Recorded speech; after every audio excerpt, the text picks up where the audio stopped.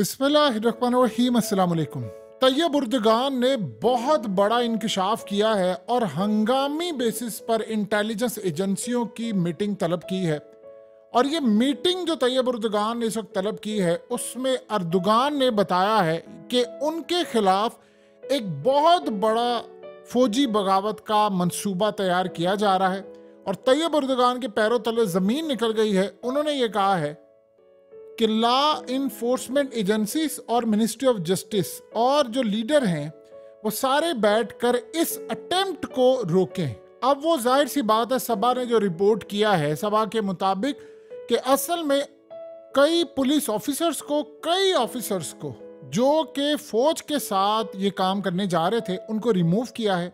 और अर्दुगान के एक इत्तेहादी ने कहा है कि ये असल में सूरत हाल बहुत ज़्यादा ख़तरनाक हो गई है और हमें ऐसा लग रहा है कि जिस तरह 2016 में ये काम हुआ था एग्जैक्टली उसी तर्ज का एक काम होने जा रहा है और अर्दुगान के खिलाफ एक फौजी बगावत मुकम्मल तौर पर तैयार है। देखिए इस वक्त जो सूरत हाल है, अर्दुगान के पैरों तले ज़मीन क्यों निकली है। सबसे पहले आपको थोड़ा सा बता दें कि उस वक्त हुआ क्या था और अब क्या होने जा रहा है। क्या वाकई इस दफ़ा अवाम टैंकों के नीचे लेटेगी। देखिए 15 जुलाई की रात, ये 2016 में अर्दुगान क्या पूरी दुनिया नहीं भूलेगी। उस वक्त अर्दुगान ने जिस तरह भी करके बड़ी ही मुश्किल से एक वीडियो कॉल की थी और मीडिया चैनल्स के थ्रू वो कॉल सामने आ गई। उसमें उन्होंने कहा था कि देखिए फौज ने बगावत कर दी है और अब आप लोगों का फर्ज है कि मैं आपका खादिम, आप सड़कों पर निकल आए और इस बगावत को कुचल दे। उस वक्त हुआ ये था कि इतनी बुरी तादाद में जेट्स बाहर निकल आए थे, टैंक्स निकल आए थे, फौजें निकल आई थी, हेलीकॉप्टर्स आ गए थे। उन्होंने अंकारा और इस्तांबुल और तमाम ब्रिजेस, एयरपोर्ट्स, इवन के जो ब्रॉडकास्टर थे TRT और तमाम चीज़ों को कब्जे में ले लिया था। माशाल्लाह लग गया था, कर्फ्यू नाफिज हो गया था और इस सारी सूरत हाल में तबाही मच गई थी। ये असल में जो मामला हुआ था उसके बाद अर्दुगान ने किसी तरह एक कॉल की और उसके बाद उनका राब्ता मुनक़ता हो गया। उसके बाद अर्दुगान को गिरफ्तार करने के लिए फोर्सेस आ रही थी, हर जगह से तैयारी थी। जैसे ये मामला हुआ, अर्दुगान की कॉल आई, उसके फौरी बाद अर्दुगान की जानिब से जो पैगाम बुझा, अवाम निकल आए सड़कों पर। उन्होंने फौजियों को पकड़ लिया, टैंकों के आगे वो लेट के, और सबसे बढ़कर फौज में जो हमदर्द थे अर्दुगान के, उन्होंने वो जो बगावत थी उनके खिलाफ वो खड़े हो गए। एयरफोर्स में, फौज में, इंटेलिजेंस एजेंसियों में और सबसे बढ़कर अवाम सड़कों पर निकल आए, टैंकों के ऊपर चढ़ गए, वो लेट गए। उसमें जो मामला हुए 300 के करीब लोग मारे गए थे और 2100 के करीब लोग जख्मी हुए थे। ये इतनी बड़ी तबाही थी कि अर्दुगान के साथ जो ओपोजिशन थी उन्होंने भी अर्दुगान के साथ खड़े होने का फैसला कर लिया था। अवाम उस वक्त जानों के नजराने उन्होंने पेश कर दिए और आप सोचें लोग मारे भी गए, फौजों के हाथ में बंदूकें थी, टैंक से वो चढ़ गए उनके ऊपर। और उसके बाद हर जगह से जब उन्होंने देखा कि अटेम्प्ट हमारी नाकाम हो रही है, तो इस सारे चंद घंटों के अंदर अर्दुगान की वीडियो आने के बाद अवाम निकली और उन्होंने इनकी गवर्नमेंट बचाई। अर्दुगान ने उस स्टेट ऑफ इमरजेंसी डिक्लेयर कर दी और जैसे स्टेट ऑफ इमरजेंसी डिक्लेयर की उसके बाद अर्दुगान ने चुन कर उन्होंने कहा फतेह गोलन इसके पीछे है। और उन्होंने कहा कि गोलन का काम था कि अमेरिका में बैठ के इसने किया। उन्होंने इसका इल्ज़ाम लगाया अमेरिका पर और अर्दुगान की मदद करने में पुतिन ने रोल प्ले किया था। इसीलिए अर्ली उन्होंने इस बात को कह दिया था। असल में काफ़ी देर पहले उन्होंने कहा था, लेकिन अचानक ये होगी और बहुत बड़ी तादाद में पुलिस चीफ से लेकर फौज के अंदर जर्नलों से लेकर एयरफोर्स, यानी इतनी बड़ी तादाद में लावा पकड़ा था, ये अर्दुगान को समझ नहीं आ पा रही थी। अब आप ये सोचे, अवाम अर्दुगान के साथ खड़ी होगी, मिलिट्री और जुडिशरी ये कू था और उसके बाद जजेस भी मिले हुए थे। अर्दुगान ने फिर काम ये किया कि लाखों के हिसाब से, यानी जो सिविल सर्वेंट थे, मिलिट्री ऑफिसर्स थे, जज थे, उसके बाद हर जगह से चुन कर उन्होंने टीचर से लेकर हर तरह के जो तमाम लोग जो शामिल थे, हमदर्द थे, उनको निकाला, उनको सजाएं दी और 40 लोग जो खास तौर पर अर्दुगान को मारने में यानी अटेम्प्ट में शामिल थे उनको लाइफ टाइम की सजा हुई। अब आप ये सोचें, ये सारी की सारी जो सूरत हाल हुई थी वो अर्दुगान को किस तरह बचाया अवाम ने। अवाम सड़कों पर आ गई थी और उन्होंने कहा था कि तुम इस्लाम का परचम थामे हुए हो, लिहाजा हम तुम्हारे साथ खड़े। अब ये सूरत हाल हुई। अर्दुगान ने मीडिया को और ये तमाम चीज़ों को जो गिरफ्तार हुए थे उनको फिरिया करवाया और जो लोग उनके खिलाफ हो गए थे उनको चुन कर सजाएं दी। इसके बाद अर्दोगान ने फिर पीछे मुड़कर नहीं देखा। बहरहाल उन्होंने जो काम ये किया, टेंशन इतनी ज़्यादा बढ़ गई थी कि अमेरिका से लेकर तमाम ताकतों के खिलाफ अर्दोगान ने एक महाज खोल लिया। उसके बाद अर्दोगान ने पूरे का पूरा सिस्टम चेंज किया। उन्होंने कहा ये काम करना नहीं है, फिर वो सदारती निज़ाम लेकर आए और फिर अवाम ने उनको दिया वोट। अब हुआ क्या है, अब जरा कहानी आपको बैकग्राउंड पता चल गई कि मामला क्या है, कि वो सारे हमदर्द उन्हें निकाल दिए। सवाल ये पैदा होता है कि चुन चुन कर बंदे निकाले, अब क्या हो रहा है। देखिए अर्दोगान को ऐसा लग रहा है कि अब वो रेड लाइन क्रॉस कर रहे हैं और खुफिया जो ताकतें और इंटरनेशनल जो ताकतें हैं वो अर्दोगान को अब रिमूव करना चाहती है। और वो जो प्लान है, अब इस दफा वो अमेरिका पर इल्जाम नहीं लगाएंगे बल्कि वो इजराइल पर लगाएंगे। देखिए कल अर्दोगान ने पार्लियामेंट में खड़े होकर एक बात कही बड़ी क्लियर। उन्होंने कहा कि देखें ये सारे लोग अब काम करना जा रहे हैं, अगला नंबर है तुर्की का। अब यहां पर उन्होंने कहा कि अब हमारा बचाने का वक्त है। उन्होंने कहा कि हमास को अगर शिकस्त होगी तो अगला नंबर हमारा है। असल में हुआ ये है कि इजराइल के बारे में उन्होंने कहा कि जो नक्शे हैं उसमें इनका नंबर है। अब इस सूरत हाल में वो कह रहे हैं कि हमारी तरफ एक अटेम्प्ट होने वाली है, लिहाजा ये मामला बहुत ही ज्यादा खराब है। और उन्होंने कहा कि हद से ज्यादा इस वक्त मामला खराब हो चुका है। अर्दोगान ने कौम को आगाह कर दिया है कि अब इजराइल हमारी तरफ आने वाला है। देखिए इजराइल के हवाले से अर्दोगान को ये लग रहा है कि मैंने अब रेड लाइन क्रॉस कर दी। देखिए एक तो उनकी इकोनॉमी क्रैश हो रही है, अवाम के अंदर अब हमदर्दी का कोई जज्बा नहीं है अर्दोगान के लिए। सबसे बड़ी बात यह है कि वो इलेक्शन हार गए, इसके बाद वो इलेक्शन जीते हुए नजर नहीं आ पा रहे और साफ नजर आ रही आखिरी टर्म है। क्योंकि अवाम ने उनको कहा था कि जब फौज के आगे जब लड़ाई हो रही थी तो तुम्हें कोई नहीं बचा सकता था, हत्ता कि फौजी से लेकर एक टीचर से लेकर तमाम लोग तुम्हारे खिलाफ थे। लेकिन अवाम खड़ी हो गई थी और टैंकों के आगे वो लेट गए थे, तो हमने तुम्हें बचाया ना। लेकिन जब इजराइल की बारी आई तो तुम लड़ने के लिए तुमने फौजें नहीं भेजी, तुम्हारे पास ड्रोन से हथियार थे, चीजें थे, तुमने नहीं भेजा, कोई काम नहीं किया, तो अवाम उनके खिलाफ हो गई।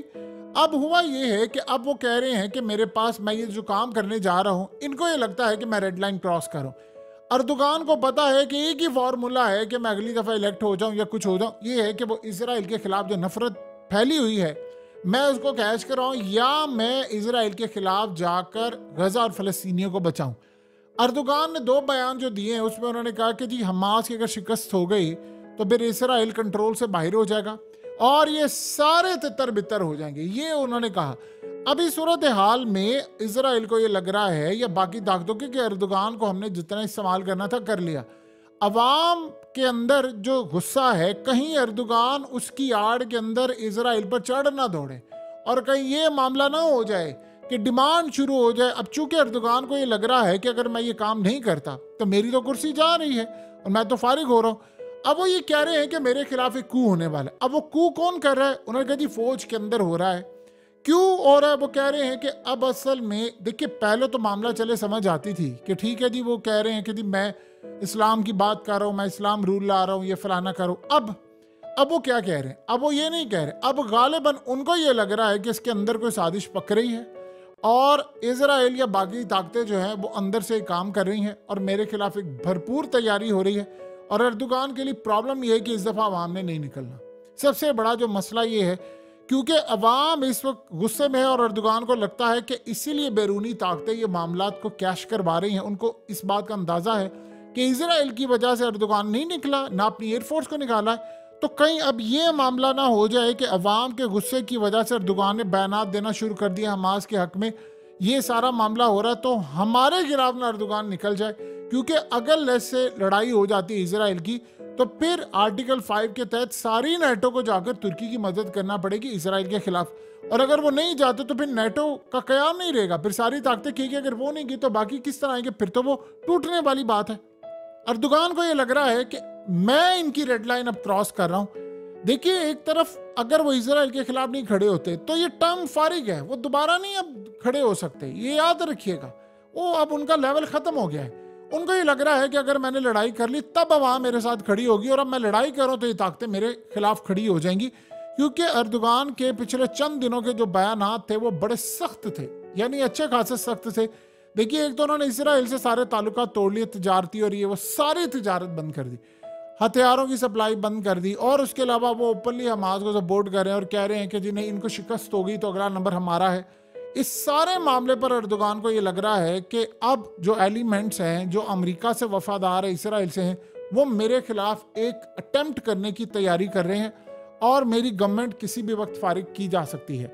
और अगर एक दफ़ा गवर्नमेंट फारिग हो गई, लेट से कुछ भी वजह कर ले, उसके बाद कोई अगर कू हो जाता है और उस कू के बाद कहा यह जाता है कि जी हम इलेक्शन करवा दें, आज आप इलेक्शन करवा दे, अर्दोगान हार जाएगा, अर्दोगान नहीं जीत पाएगा। तो अर्दोगान अगर फारिग हो गया तो जो याद रखिएगा अपोजिशन है वो इसराइल को नापसंद करती है, लेकिन वो हमास को दहशतगर्द डिक्लेयर करती है। ये भी याद रखिएगा, ये अहम बात है जो समझने वाली है कि वो हमास को पसंद नहीं करते। देखिए, हमास को वो किसी सूरत अच्छा नहीं समझते और आकर उन्होंने उनके खिलाफ कार्रवाई करनी है अगर उनको जरूरत पड़े। ऐसा नहीं है कि वो इसराइल को पसंद करते, वो इसराइल को भी पसंद नहीं करते, लेकिन वो हमास को भी समझते हैं कि एक दहशतगर्द तंजीम है और लिहाजा हमें उनसे कोई ताल्लुकात बहाल नहीं करने चाहिए।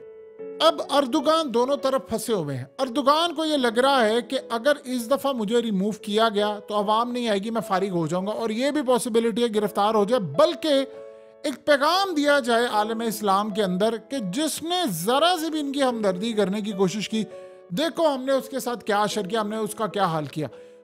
अब जो अगला मरहला ये शुरू होने वाला है वो तो बड़ी अजीबो गरीब सूरत हाल है। अब अर्दोगान ये बार बार कह रहे हैं कि मिनिस्ट्री ऑफ जस्टिस से, अपने इत्तेहादी से, और साथ उन्होंने पूछा है कि आप मुझे ये बताइए कि अब मुझे क्या करना चाहिए और कौन ये कर रहा है, हमने इसको कैसे रोकना है। ये उन्होंने फौरी तौर पर इंटेलिजेंस एजेंसियों को बुलाया है, उनके चीफ्स को बुलाया और पूछा है कि इसको कैसे रोकना है, क्योंकि उनको मिली है इंटेलिजेंस मालूमात, और इंटेलिजेंस मालूमात जो उनको मिली है वो उनके मुल्क से नहीं मिली, वो उनको बाहर से मिली है। उन्होंने नाम नहीं लिया, गालिबन ये पॉसिबिलिटी है, अभी तक कुछ कहा नहीं जा सकता, लेकिन इम्कान ये है कि जो इंटेलिजेंस मालूमात मिली है वो चाइना और रूस की जानिब से उनको मिली है, और उसमें कहीं ना कहीं ईरान का भी रोल है। और वो इंटेलिजेंस मालूमात मिली तो उन्होंने हंगामी मीटिंग कॉल की है कि होने वाला है। उससे पहले भी रूस ने उनको बताया था ये आपके साथ होने जा रहा है। अब अर्दोगान के लिए सबसे बड़ा मसला ये है कि इस सिचुएशन से वो कैसे निकले, यानी अर्दोगान यहाँ से निकल नहीं पा सकते। उन्होंने कहा है कि जो हालात हैं जुडिशरी के अंदर, फौज के अंदर, एयरफोर्स के अंदर, एक बहुत बड़ा तबका है जो अर्दोगान को नापसंद करता है, इतना नापसंद करता है कि अर्दोगान को ये लग रहा है कि वो उसकी हुकूमत को फारिग कर सकते हैं। अब एक चीज़ ये है कि अर्दोगान एक तरफ अवाम के गुस्से का भी शिकार है, एक तरफ ये भी है। देखिए, एक चीज़ आप ज़हन में रखिएगा, ये भी अर्दोगान को एक मसला नज़र आ रहा है अब कि क्या ऐसा है कि लेट से मैं अगर ऐलान कर देता हूँ कि ठीक है जी मैंने बैतुल मुक़द्दस बचाना है या मैं इजराइल के खिलाफ एक लड़ाई करने के लिए तैयार हूँ, तो क्या अब ये फौज जाएगी लड़ने के लिए या एयरफोर्स जाएगी लड़ने के लिए, या क्या सूरत हाल होगी।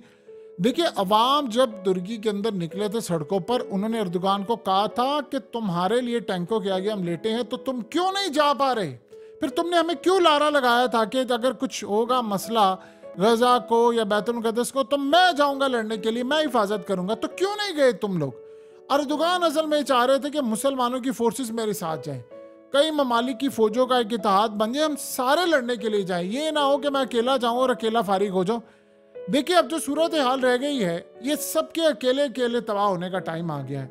मुसलमानों ने जितनी नाइत्तफाकी अपने दरमियान पैदा कर ली थी, अब आपको उसका शाखसाना नजर आ रहा है कि चुन चुन कर एक एक मुल्क को, देखिए जिसमें हिम्मत ही वो लड़ गया। ईरान ने उनकी यानी एम्बेसी पर हमला हुआ, वो खड़े हो गए, उन्होंने इजराइल पर हमला कर दिया, उसकी जुर्रत नहीं हुई हमला करने की। समझिए इस बात को, उनकी जुर्रत नहीं हुई हमला करने की, इतना वो खौफ में आ गए थे, इतना वो डर गए थे। और अब उनको ये लग रहा है, देखिए अर्दोगान को जिन्होंने शिकस्त दी है, याद रखिएगा अवाम का एक बड़ा जो तबका है वो असल में हमास के हवाले से उनकी हमदर्दियां हैं, लेकिन पार्टी मुखालिफ जो है जिनको उन्होंने वोट दिए हैं वो अर्दोगान के इस मंसूबे और इस नजरिए के खिलाफ है, लेकिन अर्दोगान से गुस्सा निकालने के लिए उन्होंने जितवाया। अब अर्दोगान ने कहा जी अगले कुछ अरसे के अंदर मैं तो रहूंगा जी 2027-28 तक मैं सदर हूं, कुछ नहीं हो सकता। उन्होंने कहा जी अब इलेक्शन लेट होगा, लेकिन अब उन्होंने अचानक कह दिया है कि भाई ये तो हालात बड़े ख़राब हैं, और मीटिंग एक हंगामी उन्होंने कॉल की है। अगले कुछ अरसे के अंदर तुर्की के अंदर बहुत सारे मामला, देखिए अर्दोगान कोई बच्चा नहीं है, उन्होंने जो पार्लियामेंट में आकर कहा कि अब अगला नंबर हमारा आ गया है, वो वाकई अब तुर्की का नंबर आने वाला है, क्योंकि आप उनके नक्शे उठाकर देख ले, शाम है, बाकी ताकतें हैं, उन्होंने जो पूरे का पूरा गेम सेट किया है। आप एक बात और याद रखिएगा, ये भी पॉसिबिलिटी है कि तुर्की के ऊपर इल्ज़ाम लगा दिया जाए कि वो दहशतगर्दों के सपोर्टर्स हैं और उनको नेटो से निकाल दिया जाए। तुर्की को अगर नेटो से निकाल दिया गया तो फिर एक बात ये तय हो सकती है कि फिर एक जवाब मिल जाए इसराइल को और बाकी ताकतों को कि देखो, अब अगर लेट से तुर्की से एक जंग भी छिड़ जाती है तो कोई तुर्की की मदद करने के लिए नहीं आगे आएगा। ऐसा है। सो इस सारे मामले पर ये तमाम चीज़ें होने जा रही हैं। अर्दोगान ने कर दी बहुत ज़्यादा देर। अब कैसे उनको अवाम का एतमाद, देखिए आज भी अगर अर्दोगान खड़े हो जाते हैं एक पावरफुल लीडर के तौर पर, वो ताकतवर थे, ये पॉपुलैरिटी ऊपर नीचे होती रहती है। आज आप अलम उठा लें, आज आप खड़े हो जाएं और आप उम्मत मुस्लिमा को कॉल कर लें कि भाई ये आप आए और आकर हम सारे लड़ते हैं, तो आप देखिएगा उनकी पॉपुलैरिटी आसमान पर 2-3 महीने में चली जाएगी और वो कह देंगे ठीक है, हमने लड़ाई करनी है और हमार। अगर वो इसी तरह इधर भी रहना है, उधर भी रहना है, इस विकेट पर भी खेलना है, विकेट के दोनों जानिब खेलना है, तो देख लें अब उनकी क्या सूरत हाल है। वो किसी जानिब खड़ा होने को तैयार नहीं है। और अर्दोगान ने अब हंगामी जो इमरजेंसी मीटिंग कॉल की है, उसके बाद उनको रिपोर्ट मिली है। सिर्फ एक सिंपल सा सवाल है, अर्दोगान के जो इत्तेहादी है उन्होंने कहा है कि कुछ ऑफिसर को, ये बात उन्होंने बड़ी अहम है, कि कुछ ऑफिसर को सैक करने से यानी फायर करने से, निकालने से, सजाएं देने से अर्दोगान के खिलाफ ये जो चीज़ होने जा रही है इसको रोका नहीं जा सकता। इसका ये मतलब है कि बहुत सारे जो फोर्सेस और बहुत सारे जो मामला, तो उनमें ये भी एक सोच पाई जाती है कि अर्दोगान ने हमें लेट डाउन किया है और लड़ने के लिए नहीं गए। क्या ये भी एक सोच पाई जाती है? क्योंकि उन्होंने कहा है कि इसको रोकना बड़ा मुश्किल है। पहले भी रोकना मुश्किल था, वो तभी रुकी, ये जो फोर्सेस खड़ी हो गई थी फौजी एक दूसरे के खिलाफ, वो तभी हुई थी ना, अवाम जब सड़कों पर आ गए थे तो उन्होंने देखा था अवाम जो लड़ाई करने के लिए तैयार है तो वो भी अपनी जान पर खेल के उनमें से कई मारे भी गए। सो अब अर्दोगान कैसे बचेंगे, क्या मामला होगा, ये एक बड़ा टफ चैलेंज है अर्दोगान के लिए।